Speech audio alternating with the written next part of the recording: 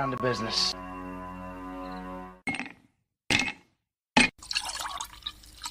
When he drinks, he thinks. That's the nectar of the gods, baby. We wish you a Merry Christmas. We wish you a Merry Christmas. We wish you a Merry Christmas and a Happy New Year.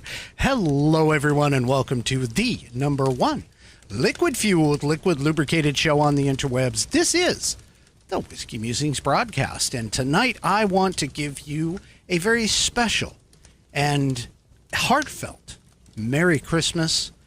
And to all of you and yours, thank you all for coming. I do appreciate it. Believe me. I am going to warn you right now. I am a little tiny bit out of sorts. Obviously I tried to get some stuff going, but Twitch would not play nice with me, and apparently has done something to my account. I don't know why, and so I'm not streaming on Twitch tonight. Unfortunately. So, I apologize for that. However, let me just see something here. I want to see if, I gotta put a little message in Facebook because that isn't working either for whatever reason. I don't know why, but, there we go. All right. Hopefully that'll work now. Okay. So Merry Christmas to everybody. This is Christmas of 2022. I have a couple of things for you. Most of this is going to be about Christmas. I've got some some wonderful news that has come out of Arizona. In fact, it just popped. You can thank Mama Whiskey, and Mama Whiskey, not Mrs. Whiskey, but my mama, who is here visiting for the holiday. She went ahead and forwarded this to me literally about an hour, roughly, maybe 45 minutes before I came live. So this is hot off the press news with regards to Arizona. And so, yeah, so thank you, Shinisters. I'm hoping I'm putting this right. Shinisters hopped over to Rumble because Twitch wasn't working, and that's right. Twitch is not working. Because for some reason they wanted me to reset my password. I tried to reset my password and it wouldn't work. So I don't know what's going on with Twitch. Apologize for that. I'm just gonna soldier on without it. Anyway, so a major confession happened today. I don't know if anybody saw this in part of the Kerry Lake trial. I got that for you. I've also got a little of historical significance in terms of Santa Claus, where Santa Claus came from. And then I also want to talk a little bit about the Peanuts gang and where that came from. So I have some serious stuff there. I also have a bunch of pet photos. Not just for Pet of the Week, but also some caricatures, pets in costume, of course, for the season. So I will get to that shortly. But first things first, I've got to tell you exactly what I am drinking tonight. This is my one of my faves, Four Roses Single Barrel Kentucky Straight Bourbon Whiskey. You know, I picked this up and I put it in my glass and I drink it straight. And I got to tell you, I'm looking at this and I'm thinking to myself, you know what? This has got a nice spice flavor in it, in the tone. It's got a nice spicy kind of flavor. I wonder if this would taste really good in eggnog. And the reason that I say that is because I'm not really much of a spiked eggnog drinker. Okay. I like my eggnog straight, generally speaking, and most people put eggnog or put rum in eggnog. I'm not one of those, and so I just took a look at this and I thought, you know what? I might want to try this in eggnog. I might want to put a shot in my eggnog just to see. But tonight, of course, I'm drinking it straight out of the glass, and yes, that is a little darker than normal, mainly just because of the lights and the way that my green screen stuff works. But here's to you. Cheers to everyone. All right. So just to make this clear, to everyone, I will not be transmitting on Christmas Eve. Okay, so Saturday night's show this Saturday is off. I will be coming back the following Wednesday. I will have a show Wednesday, and then for New Year's Eve, though, you can come right back here and you can drink in the new year with me and the rest of these.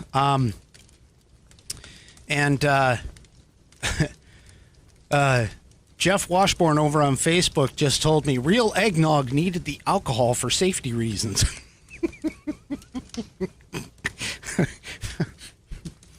You know, that's probably true. It needed the alcohol for safety reasons. All right. Okay, so first things first, let me just say, a cold snap is hitting the country. Seriously. A cold snap is hitting the country. And here, I don't know anybody that followed me on social media may have seen my post this morning where I said that it was 18 degrees. Now, one thing you have to remember or take note of is the fact that, first of all, where I live in the Pacific Northwest, it generally is a fairly temperate climate. We typically don't spend a lot of days below freezing. And of those days that we do spend below freezing, it's very rare that we get into the teens. Now, that's not to say that it doesn't happen, because it does. And today was definitely no exception in that. 18 degrees when we started our day, or started to get ready, I should say, to start moving around at around 9:30 a.m. It actually did not get beyond, I think, maybe 26 here. That's just my guess. And it's supposed to be even colder for us tomorrow. So it's going to be a cold one. But if you also followed me on social media, you would have noticed that I did something rare. And rare, what might I have done that was rare? Well, let me explain as soon as I can find it here. Here we go. I created a snowman. I went outside and spent about an hour. I got to tell you, the snow, because the snow fell after it was already below freezing, the snow here reminded me a lot of what the Midwest snow is like. And typically here in the Northwest, because we don't get down below freezing very much, we're usually hanging right around, 31, 32, Sometimes we get in the high 20s, but usually when it snows, we're sitting at like 31, 32, 33 degrees. And so what ends up falling here is a very heavy, wet snow. And this heavy, wet snow can get packed really, really easily. Well, this particular snowman took me so long to build because the snow didn't want to stick to itself. And so I had to use a snow shovel and pack it and pack it and pack it, put it up on a pile and pack it and pack it and pack it. I couldn't do the traditional rolling the snowman method that we would typically do around here because the snow was so light, soft, and fluffy that it wouldn't pack. It wouldn't pack at all. And so, so I ended up making this snowman and I wanted him to be originally about my height, which would be, in the 5 foot plus range. And he ended up being probably more like around 3.5 because I just couldn't stack him up and pack him in, well enough. But there you go. There's my creativity for this winter for at least 2022. I might have an opportunity in 2023 if we have more snow in January and February, which is typically when we get our snow events. So anyway, there we go. There we go. And that was my contribution. He is still out there, by the way. Of course, right now he's missing his right eye, his nose, because they fell out. But he's still there. He's still hanging in there. I don't know if he'll make it to Christmas though, because we're supposed to warm up, Friday, but we'll see. We shall see. Also, I also have a submission by our wonderful friend Outlaw from the Outlaw Dogs. And I got to find this image so that I can see. What the heck is this titled? Let's see.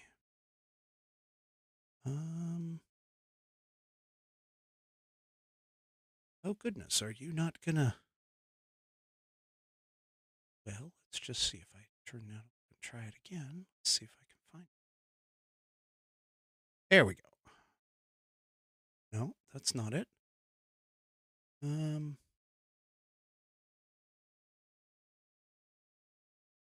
Well, isn't that, sorry, technical difficulties here.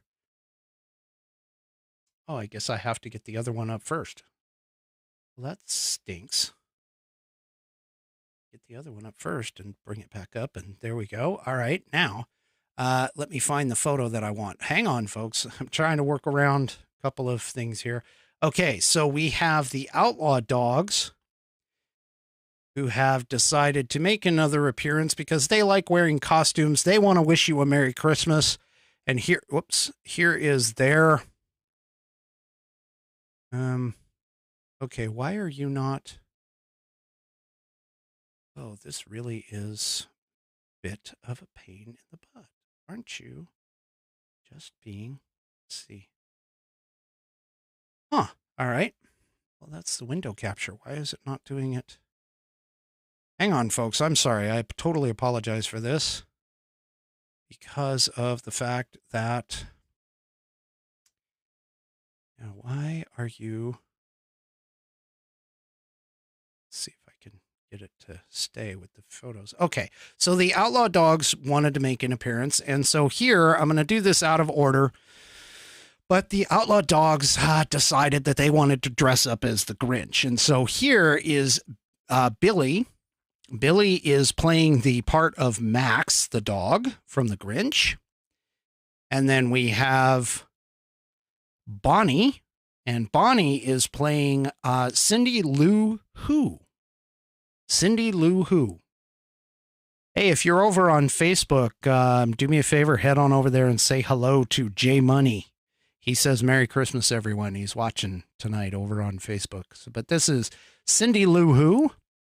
And then we have, of course, oh, that's my kitty Cleo. She is making an appearance as an elf, not necessarily in the Grinch, but there she is.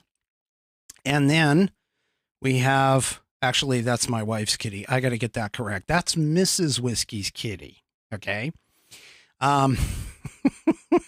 Anyway, she's making an appearance as an elf. And then we have, of course, the Grinch from Clyde. Clyde is playing the part of the Grinch, the lead role in that. And that's where they are. Let's see if this is going to round it out. And that's the three of them together saying hello. So you have the Grinch, you have Cindy Lou Who, and you have Max the dog up in the front. So there we go. All right. So that is... They are not the pet of the week. I'm just going to tell you that right now. They are not the pet of the week, but I wanted to bring them to you because this is Christmas, and Christmas does need to be presented in such fashion because, you know, it's fun to have animals, especially if you have animals that are willing to dress up and give them some things, you know, some screen time, let's say. My dog, unfortunately, Angus, he is very camera shy, doesn't like to look in the camera at all. So anyway, all right. So that was Outlaw's menagerie that wanted to show up. They wanted to give us that. Okay. So really quickly, I don't know if anybody knows this, but let me go ahead and get back over here. So the Carrie Lake filed a lawsuit against Maricopa County, and basically said that the judge she filed under 5 separate claims, and those 5 apparently went before the judge. And Maricopa County, like I explained in my last episode, Maricopa County and Katie Hobbs wanted her to dismiss the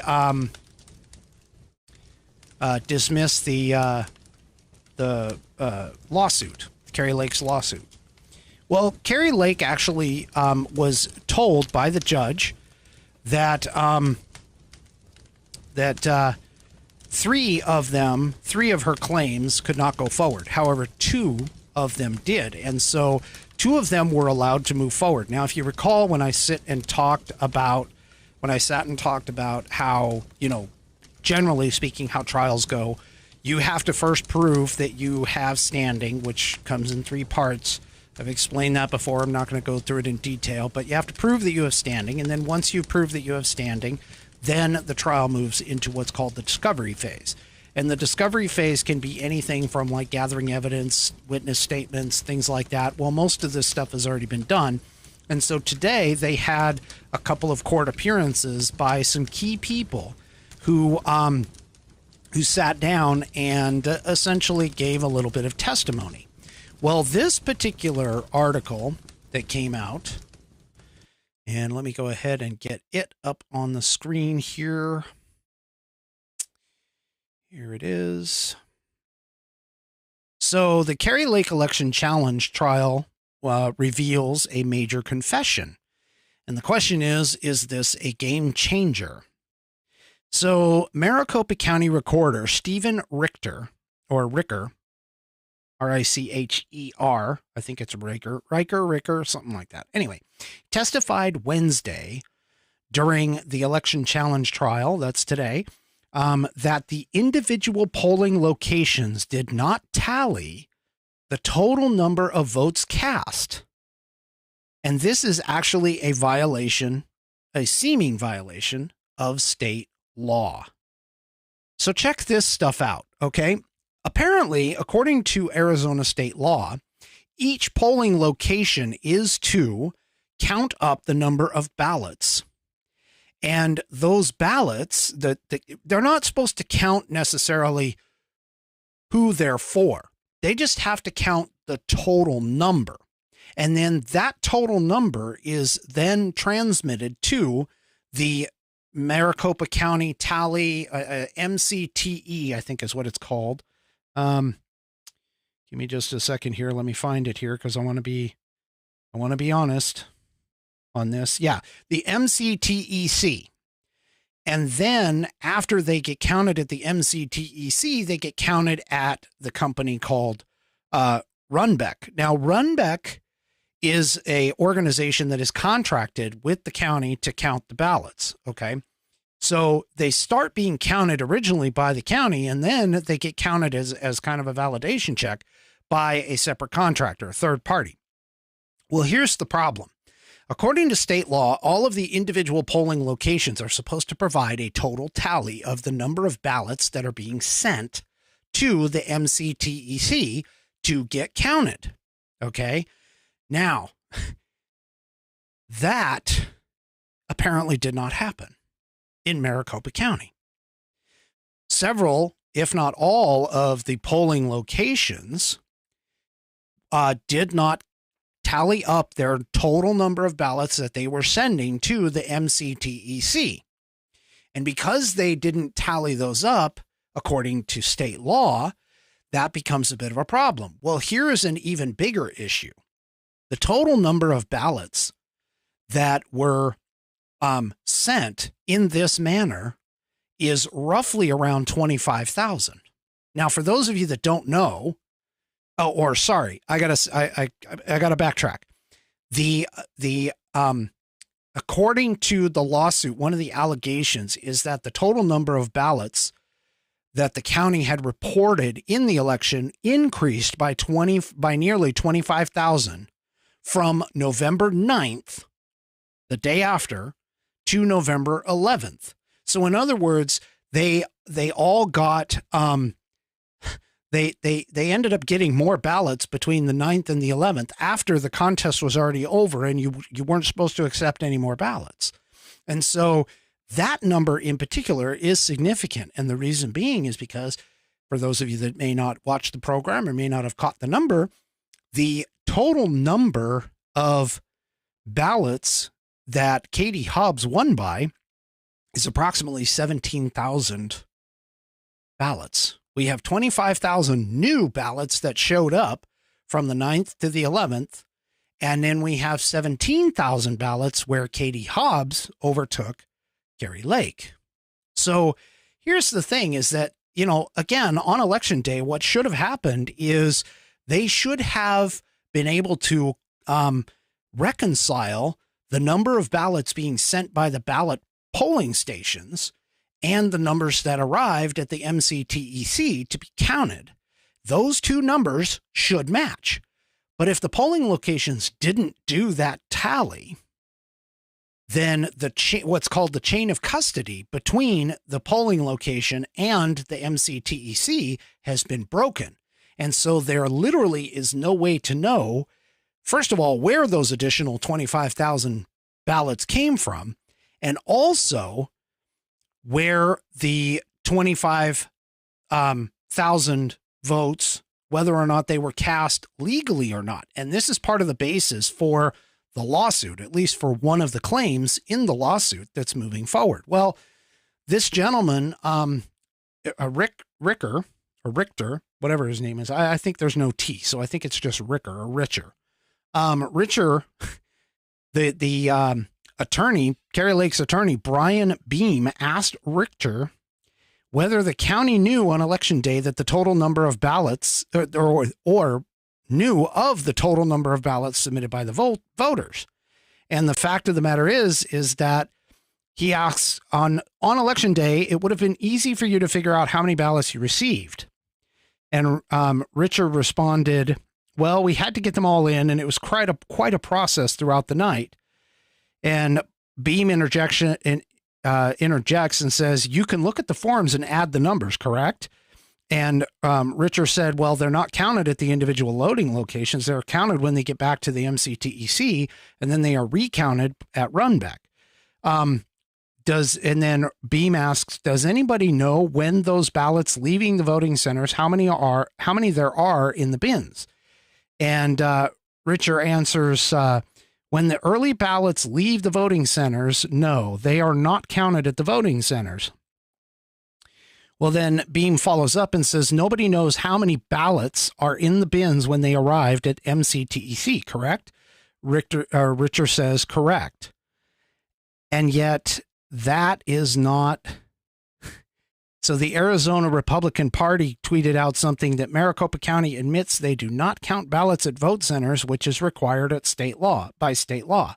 And so this is an interesting little angle for this.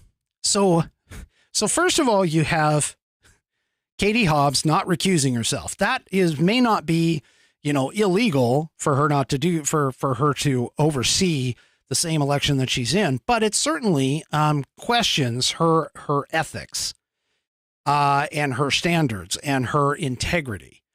Now you have Maricopa County literally violating state law by not counting up the total number of ballots that they put in the bins to send to MCTEC to do a full total vote count. And reportedly, you have an exceeding number of ballots than the difference between Kari Lake and Katie Hobbs that were magically found between November 9th and November 11th when the final count tally came out. Okay. So let's just say that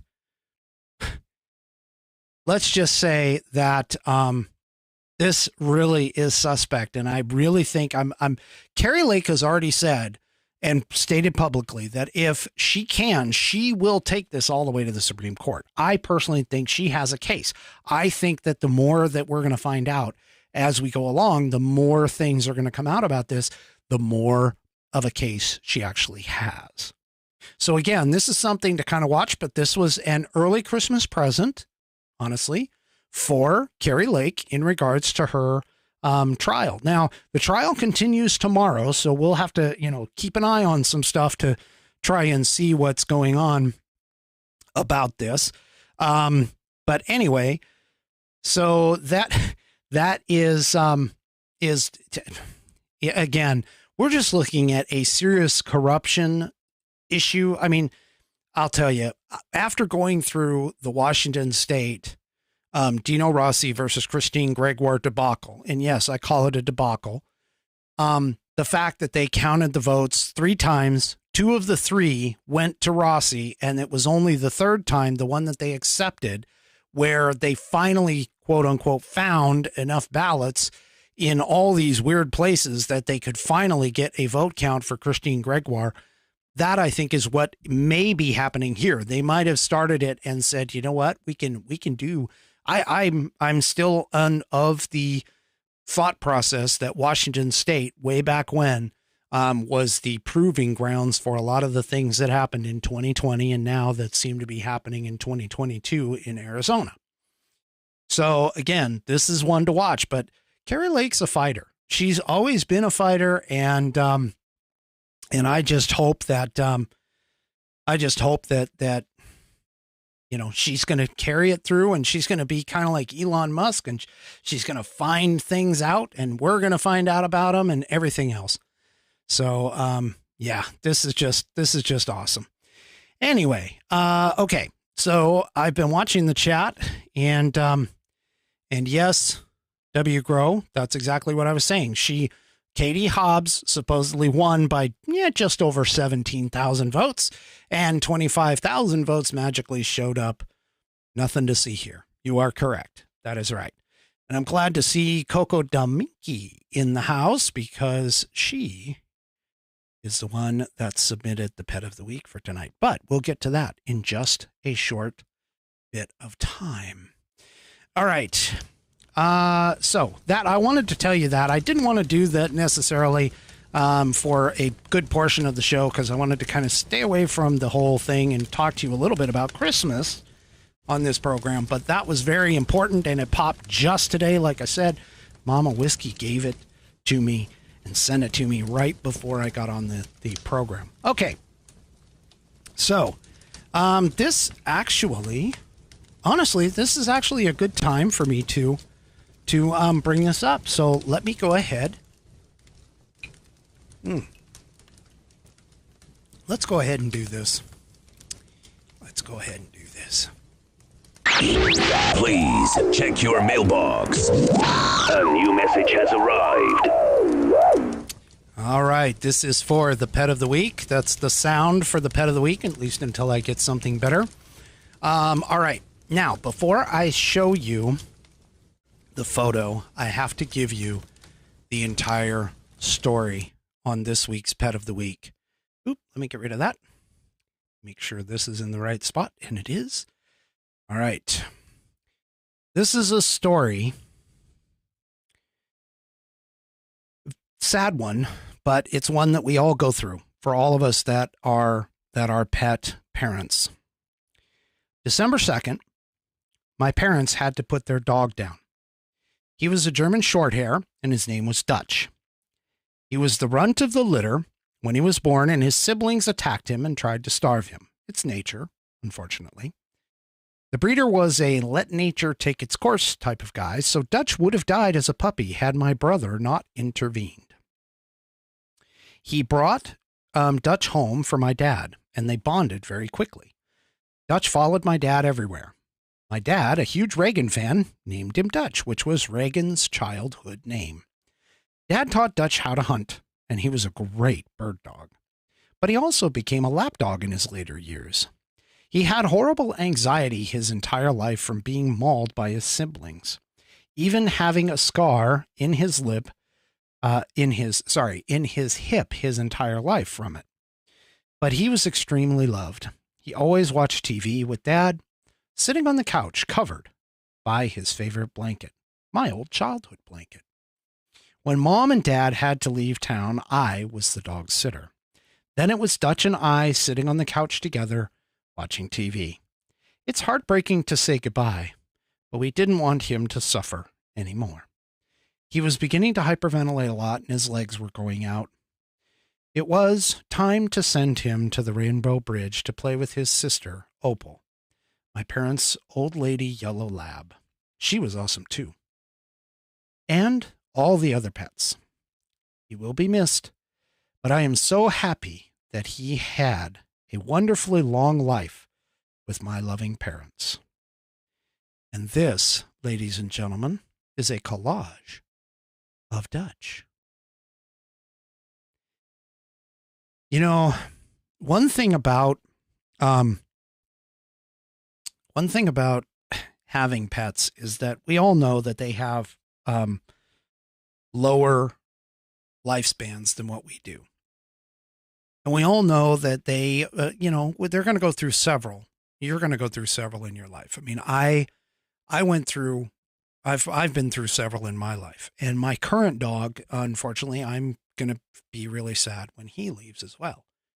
And it's not just dogs, it's cats. I've had hamsters, fish, not so much, although I have had a few fish here and there, but dogs, cats, and even horses I've had come into my life and pass. And each time they do, they take a little piece of us with them. But we have to remember that they are here realistically for a purpose, if nothing else, to enrich our lives and to make our lives better. And there's always one, regardless of however many you have, there's always one that will maintain a special place in your heart. And for me, it was actually my last dog before we got Angus, my last dog, Jake. He was a yellow lab, and he grew up with my son. They're both about the same age. And we got him at roughly 9 months. My son was about 9 months at the same time. And so they grew up together, and Jake was just a fabulous dog. But every single one of these dogs, and other animals that are part of our lives, again, they're put on this earth. They're here to enrich our lives and to make us better. And I can tell you that oftentimes I can tell what a person's personality is like, what their attitude is, and the type of person that they are just by looking at the animals that they have. Either when I meet them personally or in pictures, like what you see behind me here. You can always tell the type of person that is. And this is, I can just see in the photos, this is a person and an animal, apparently, that really loved life and enjoyed life and was fortunate to run across a family like this. Dutch was wonderful. And I'm sorry for your loss, but he is in a better place. And eventually, I do believe that all of the animals that passed before us will catch up to us again when we get to the other side. And so today's pet of the week is to Dutch. And Dutch, I'm just going to give you toast and a glass. And thank you, Coco Dominky, for giving us the opportunity to celebrate Dutch, even in his passing.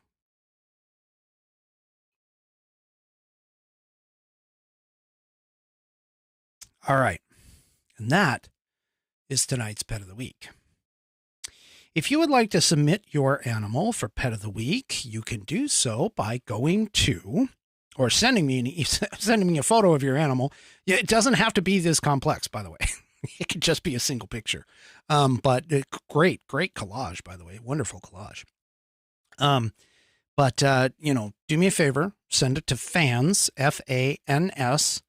That's Foxtrot Alpha November Sierra, spelled phonetically. Foxtrot Alpha November Sierra at whiskeymusings.online. You can also submit questions for Whiskey, which is my Saturday night segment, at that same address. But anyway, thank you, Coco Dominky, for sharing Dutch with us. We appreciate it. All right. So I wanted to kind of go through a little bit of a history, in particular in dealing with the secular side of Christmas. I mean, I'm wearing a Santa Claus hat, and I would love to play Santa Claus if I could ever get my beard to go white and my hair to go white completely. I mean, they're already kind of starting, but anyway. Oh, by the way, before I go any further, Coco Dominki says, my son says hi, Whiskey Warriors. Well, we all say hello back. All right. So I wanted to go and kind of talk a little bit about, because oftentimes a lot of secular, historical figures, myths, legends, they come from a religious kind of background. And so one of the things, I mean, Santa Claus, we've always talked about Santa Claus. I mean, I'm sure everybody knows Santa Claus comes from St. Nicholas, but who actually was St. Nicholas?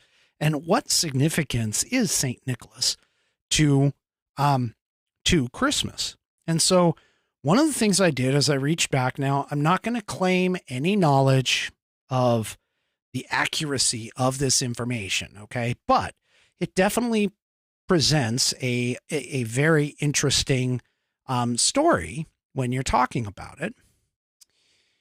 And here we go. All right. And this comes from the History Channel. And so here we want to talk a little bit about Santa Claus.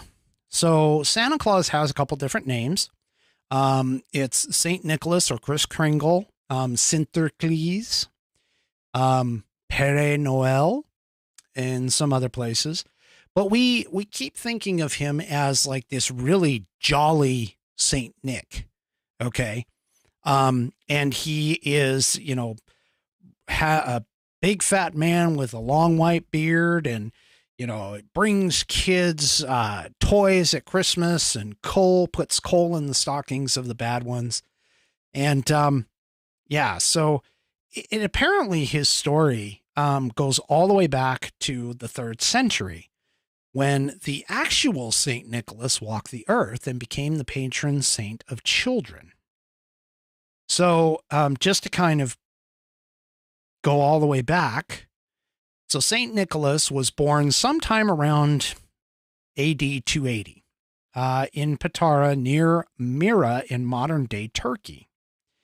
And he was often admired for his piety and kindness. St. Nicholas became the subject of many legends. It is said that he gave away all of his inherited wealth and traveled the countryside helping the poor and the sick. One of the best-known St. Nicholas stories is the time that he saved 3 poor sisters from being sold into slavery or prostitution by their father by providing them a dowry so they could be married. Now, for those of you that don't know this, it used to be customary tradition that the father would provide a dowry for the daughter in order to make the daughter enticing to be brought in by the prospective husbands. However, you know, multitude of husbands bring with them some sort of a gift package or wealth, you know, something worth money or whatever to get them married. That's kind of the way it worked. And so anyway, yeah, so he apparently, there was a story where he provided a dowry for 3 poor sisters to keep them from being sold into slavery. Over the course of many years, Nicholas's popularity spread, and he became known as the protector of children and sailors. His feast day is celebrated on the anniversary of his death on December 6th. This was traditionally considered a lucky day to make large purchases or to get married. By the Renaissance, St. Nicholas was the most popular saint in Europe. Even after the Protestant Reformation, where the veneration of saints began to be discouraged, St. Nicholas maintained a positive reputation, especially in Holland. And then, so he first made his inroads into American popular culture toward the end of the 18th century. In December of 1773 and again in 1774, a New York newspaper reported that groups of Dutch families had gathered to honor the anniversary of his death. The name Santa Claus evolved from Nicholas's Dutch nickname, Sinterklaas, a shortened form of Saint Nicholas or Sint Nicolaas, which is Dutch for Saint Nicholas. In 1804, John Pintard, a member of the New York Historical Society, distributed woodcuts of Saint Nicholas at the Society's annual meeting.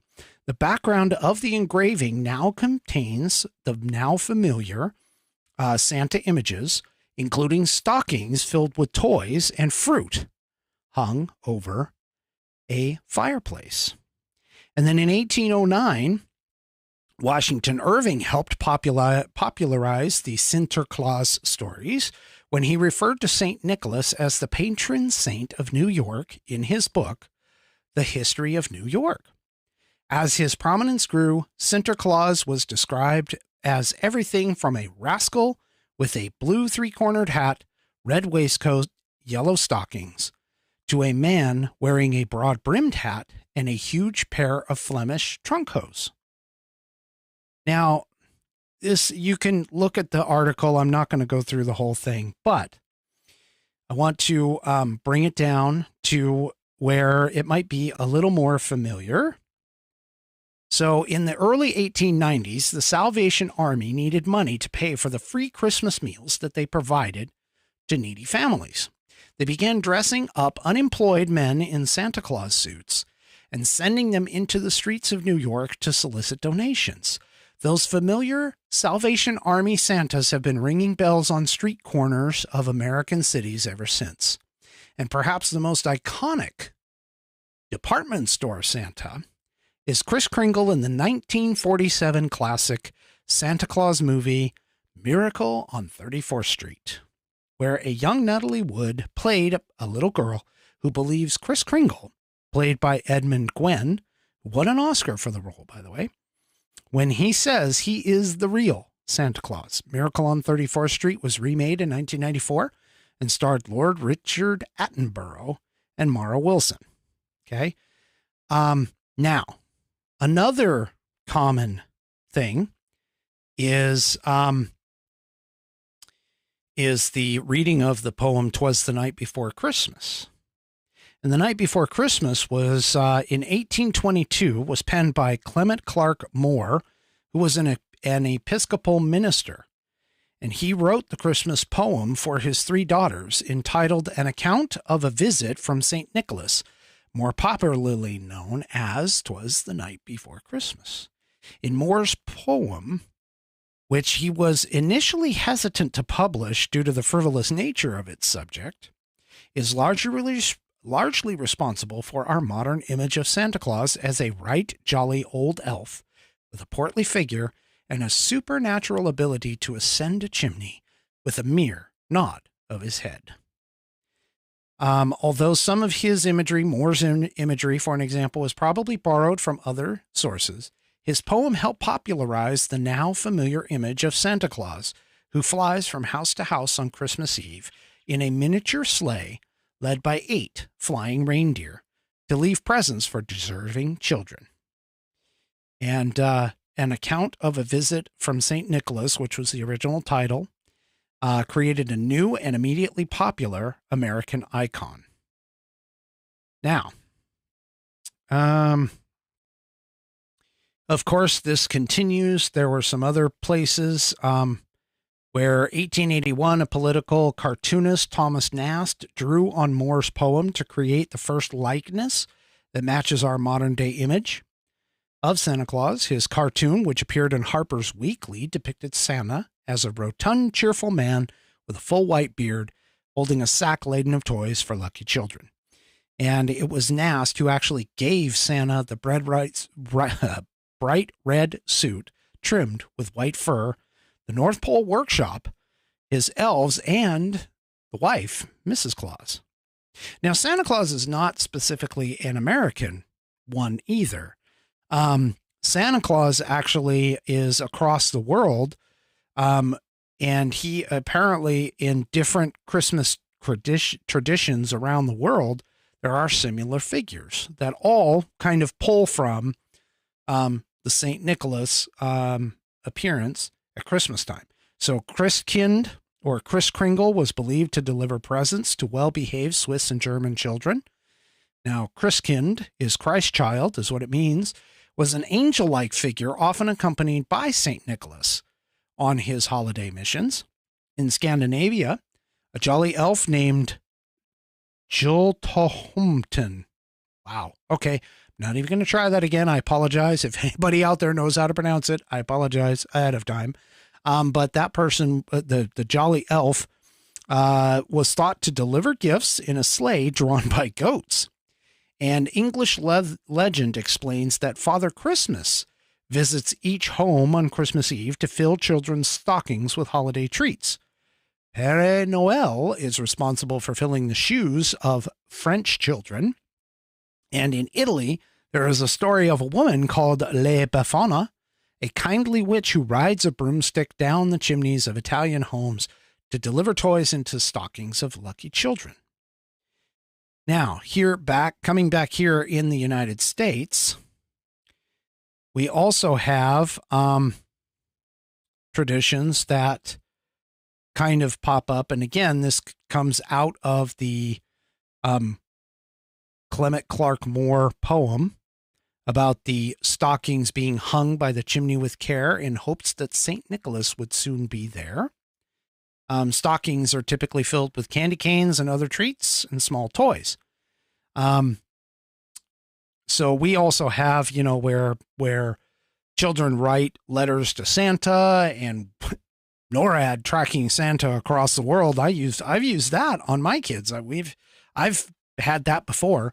NORAD tracks Santa. That's a pretty cool little app. So if you have little ones, even grandchildren, it's kind of cool to have that app and bring it up on your phone and say, look, here he is. He's going, here and there and everywhere. So check it out. NORAD, that stands for North American Defense Command, NORAD, NORAD tracks Santa. It's a wonderful little app for your phone. And then, of course, we also leave cookies and milk. I personally occasionally leave a whiskey flask.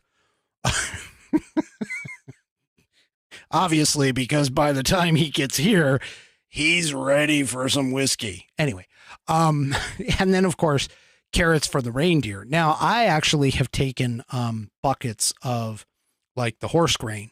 Like we had cob, which is corn, oats, and barley. So I've had it where I've actually gone and I've even taken a step farther. I can tell you this because my kids are far old enough to understand the situation. But I've gone and I've set out landing strips in my front yard of lanterns. And I've had like fire lanterns, the tiki torches types, and I've put them up in there and I've lit those up before the kids go to bed. And I've had buckets with cob and some horse feed in them for all of the reindeer and carrots and all kinds of stuff. So I mean, I've gone all out. In fact, for a while there on my personal Facebook page, a lot of people were like, okay, what is Mr. Steiner going to do for Santa this year? Even when the weather is inclement, I do different things. I've lit up landing strips. I've had, I've even gone and had like, landing lanterns and stuff like that, like they do for planes to land. I've done that before. That's pretty cool. And I've done videos where I've shown, hey, I'm setting up for Santa.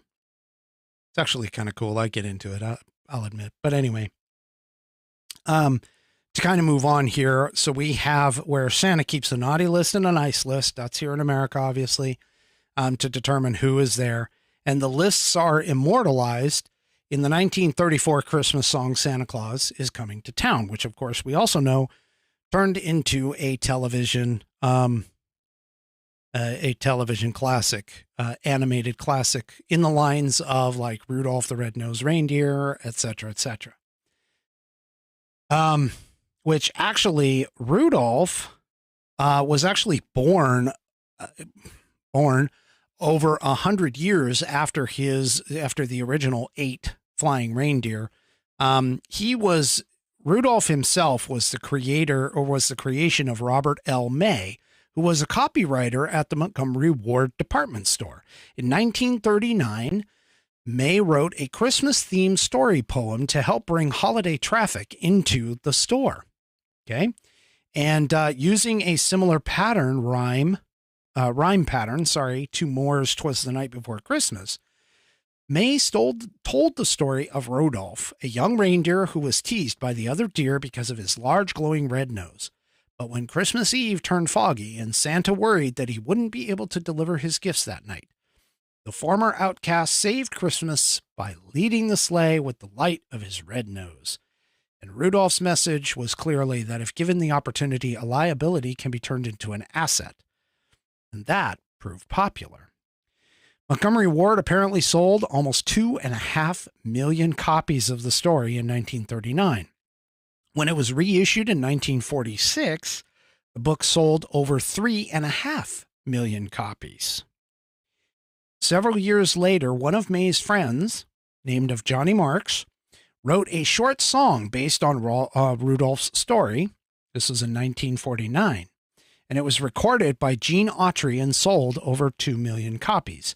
Since then, the story has been translated into 25 languages and has been made into a television movie narrated by Burl Ives, which is the aforementioned animated action classic Rudolph the Red-Nosed Reindeer, which we still watch to this day. We, as in me. And it's charmed audiences every year since 1964. So, obviously, Santa Claus has been a huge, huge hit for children around the world. And they all kind of came from the idea of St. Nicholas, who was a saint in Turkey who went around and helped the poor and the indigent by giving up his riches to help them out. And so that's where Santa Claus comes from for Christmas. Now, there is another story, another animated classic that comes out. I look forward to it every year, and it actually it's one of my favorites. Only because of the fact that the message that it's included is one that is not your typical message that you would see in the commercialized space that we have with regards to Christmas. So, let me just kind of give you a little bit of a background to this.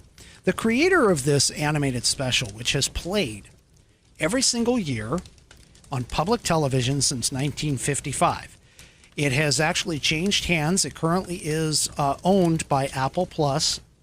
I'm going to show a small segment of it here, which will probably get me a YouTube strike, but whatever, because the message that it gives is incredibly important. But that message that was put into this children's animated classic may not have ever seen the light of day had it not been for its creator being so adamant about including it as a part of the storyline. And what am I talking about? I am talking about Charles Schulz and the Peanuts Christmas Special, which, by the way, was actually a very fast-paced kind of deal. The television networks wanted a story and wanted an animated Christmas classic, spurred on by Coca-Cola at the time. Coca-Cola wanted to use it, obviously, to advertise for Coke, and there's actually a piece of it that is removed from the animated classic that had Coca-Cola's advertising in it. If you watch the program, if you watch the Charlie Brown Christmas, it's a Christmas story, Charlie Brown, I believe it's what it's called. Or sorry, it's called A Charlie Brown Christmas. If you look at that, you can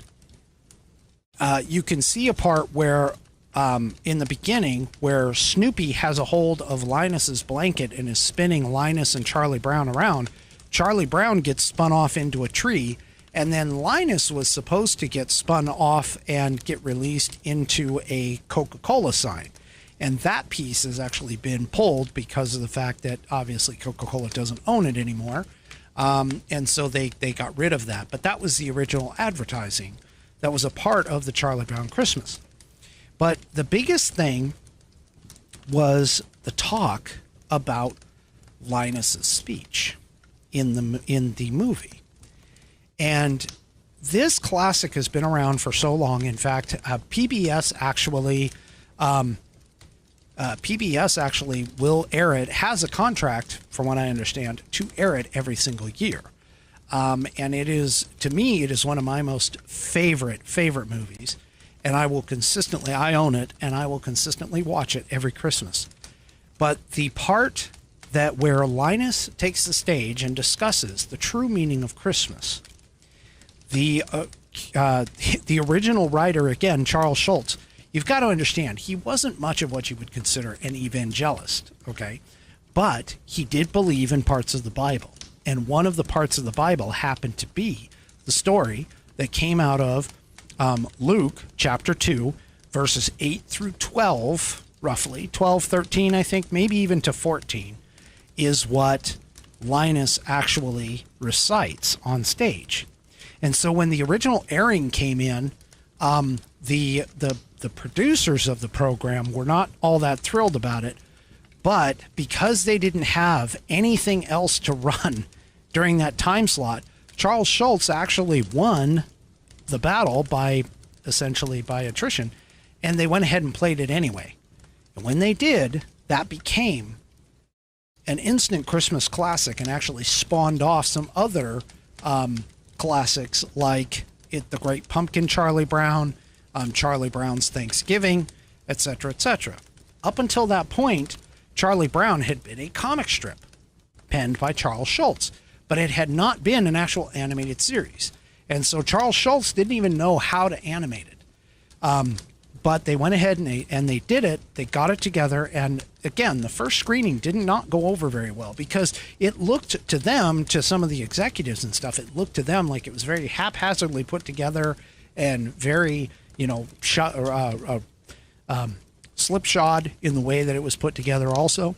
And then, of course, they had the whole thing about Lnius's speech because they were concerned about putting Bible verses on television, that it wouldn't be perceived very well.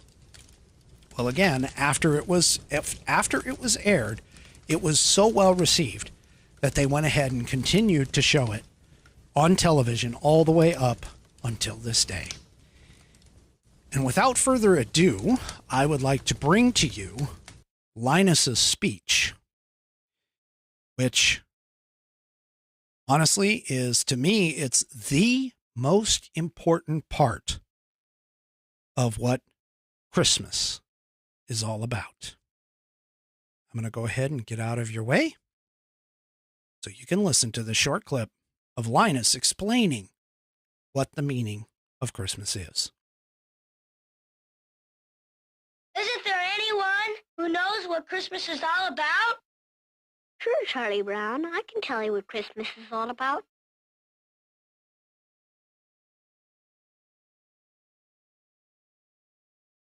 Lights, please.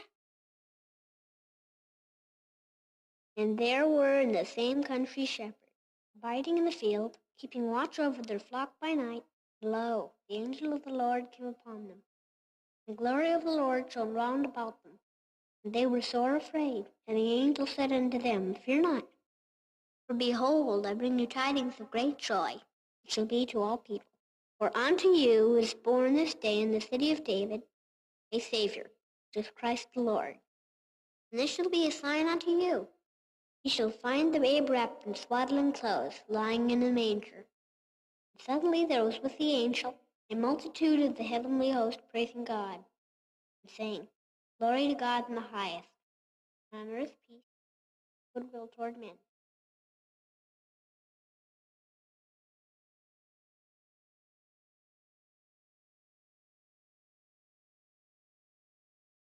That's what Christmas is all about, Charlie Brown. All right. I want to point something out about that speech, and it wasn't really called out clearly, but the message is there. And it's a very significant message. So for those of you that aren't part of the Peanuts fans, meaning that, you may not understand the significance of this very, very small and slight gesture. The character Lnius carries around that blue blanket. That is his security blanket. Throughout the entire comics, he is rarely, if ever, seen without that blanket. In fact, it's even stated that he does not let go of that blanket in any other comic strip or episode, at all outside of this one. And the thing about it is that, Snoopy tries to steal it. Lucy, his sister, tries to take it away from him, etc., etc., and they all get beat. And Lnius perpetually is always carrying it.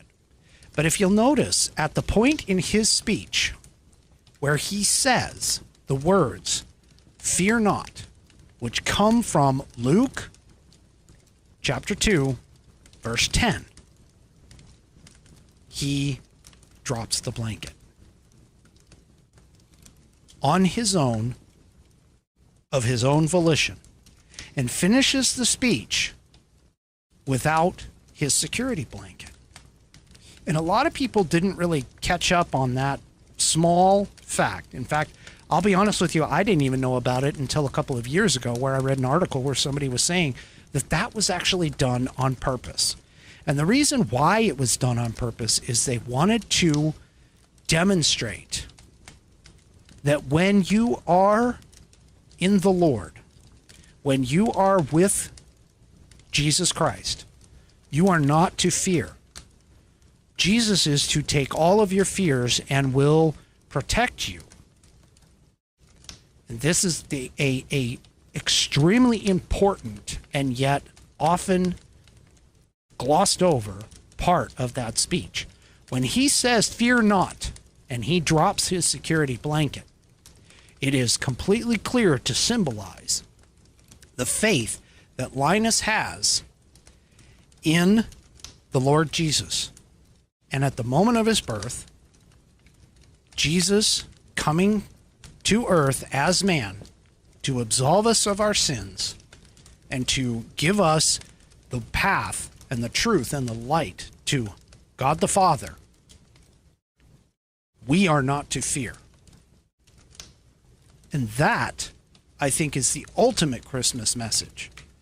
That Jesus' birth, which is what we celebrate in Christmas, is the beginning of a wonderful thing, and we should not have to fear it. It's a very simple but poignant point that comes out of an animated children's special that I believe just sums up this entire Christmas season. Is that we all need to understand that God is in control. No matter what we talk about here on this program, no matter what we go through in our lives, if we put our faith and trust in God, then He will ensure that everything that we have is provided for us. And we start to see and look at blessings throughout our life, and we start to see God's works within our lives. God gave me the ability to figure all of this out, and for me to bring to you the messages that I do, the conversations that I talk about. And yes, I tend to focus on certain things and certain subjects, but the fact of the matter is that God has given me this voice, and He is allowing me to present to you those topics and those things. And you are coming to me to listen, to hear what I have to say, to hear what is being presented to you, to be entertained. And for that, I am forever grateful to you. You give me a gift by coming here every time that I stream and for helping me to spread the messages that I put out. And the fact that I am doing this and I've grown so much in the last year has given me energy to understand that this might be where I need to go. This might be the calling that I need to continue. And, you know, that story is, again, it's Luke chapter 2, verses 8 through right around 14. And that's the story of Jesus' birth. And to have it told by a child in an animated series that has been played every single year for the last 55 years, and knowing the fact that it almost didn't make it in there, but it did, and has become one of the classics that comes back every single year, shows you it is in a simple little glimpse into the power of Jesus' birth and his resurrection and his eventual return to this earth. And that is what Christmas is all about. That is what we need to focus on. The commercialism, the gift giving, all of that other stuff is just absolutely wonderful. But to understand that Jesus is literally the reason for the season, and to be able to sit and say that, and to celebrate God's birth on earth as man, to eventually absolve us of our sins by dying on the cross, that is one of the greatest gifts that mankind has ever gotten. And unfortunately, right now, believe it or not, most of mankind has forgotten that gift and has decided to go a separate way. We need to get back to that.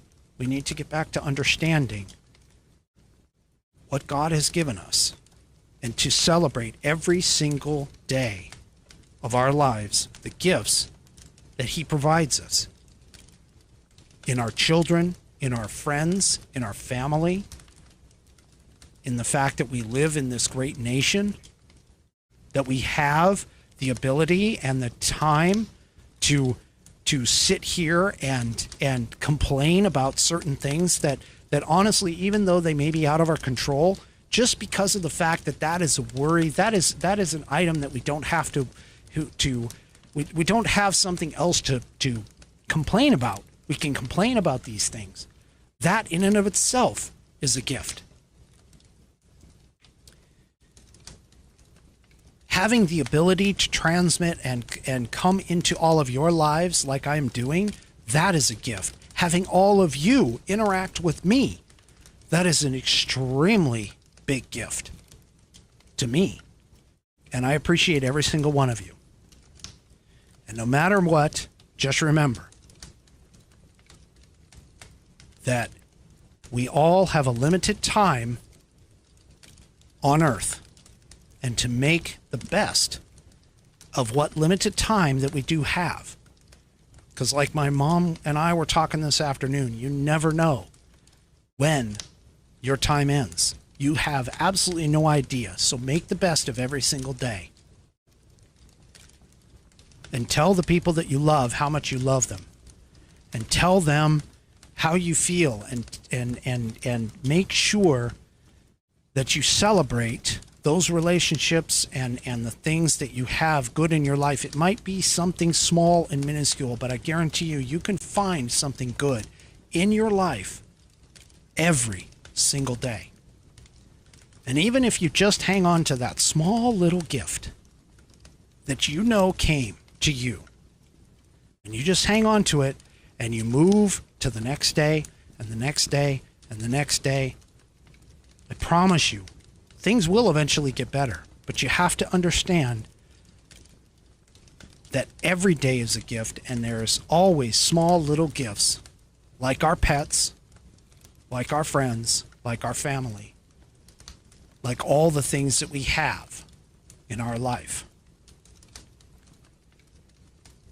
And these are the gifts that God is providing for us every day. And we need to provide back to Him by celebrating His birth on earth for us. And to keep that in mind, as that is the true reason for the season.